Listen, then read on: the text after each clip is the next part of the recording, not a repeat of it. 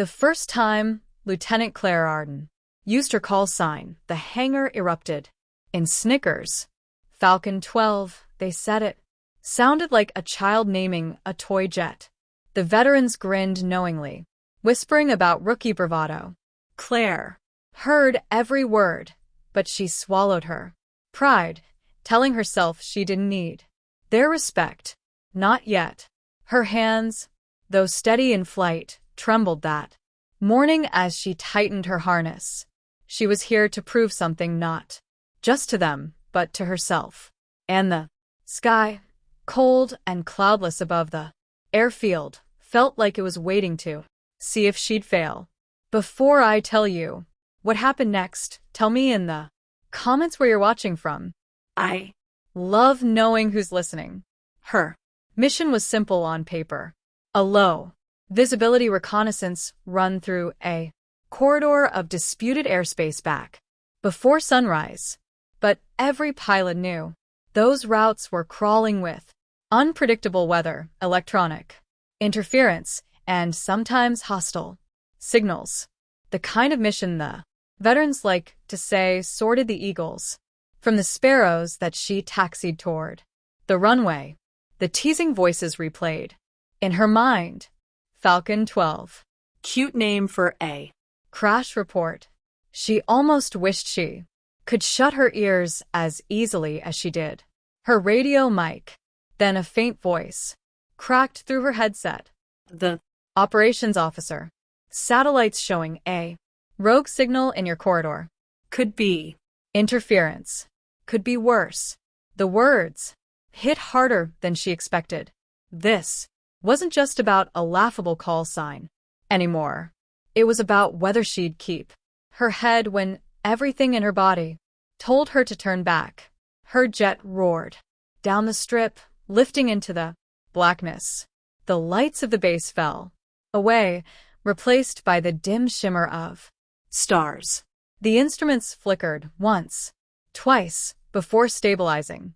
A pulse of static hissed in her ears. Like a whisper, she couldn't quite catch point. 30 out. The rogue signal grew louder. Her radar pinged something there, then gone. She adjusted her course, heart pounding. The veteran's laughter still echoed in her mind, but now it mingled with a sharper thought. If I fail, someone else will have to fly into this mess tomorrow. Back at base, the control tower's glass windows reflected the faint glow of her blip. On the radar screen, a knot of pilots gathered behind the controllers, watching their banter had gone silent. That a burst of turbulence slammed her right wing, tilting the jet into a sudden dive.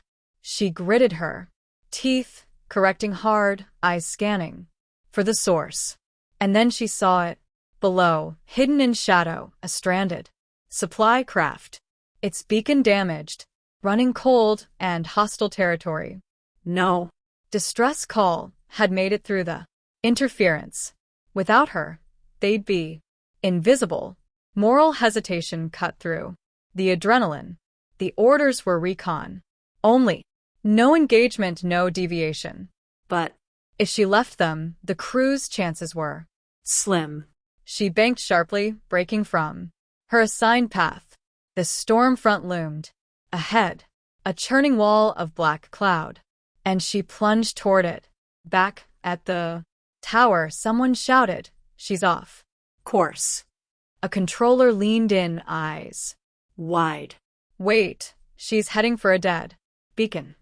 Claire dropped low, skimming the treetops, closing in on the stranded craft. Through her scope, she could see faint movement inside the cockpit. 3 figures pressed to the glass. She opened a secure channel and relayed coordinates to base, guiding rescue choppers toward them before the interference swallowed her signal entirely. The storm battered her on the return. Ice clawed her wings. Instruments dimmed every mile. Felt like 10. But just as the runway lights broke through the rain, the tower's main screen lit up with the final clearance. Falcon 12, you're cleared. The hangar Doors opened to the sight of pilots, standing shoulder to shoulder. The Veterans didn't laugh this time. One of them, the loudest heckler, stepped forward and saluted. Good flying, Falcon. Because respect isn't given for a name. It's earned in the silence after the storm, when the truth of what you did settles in, and the sky, once cold and watchful, seemed to lower itself in quiet approval. Because courage isn't about how they call you, it's about what you answer 2. And somewhere above that same airfield, the night still remembers the sound of Falcon 12 coming home. That if you felt the story, subscribe and share it. Your voice keeps these stories alive.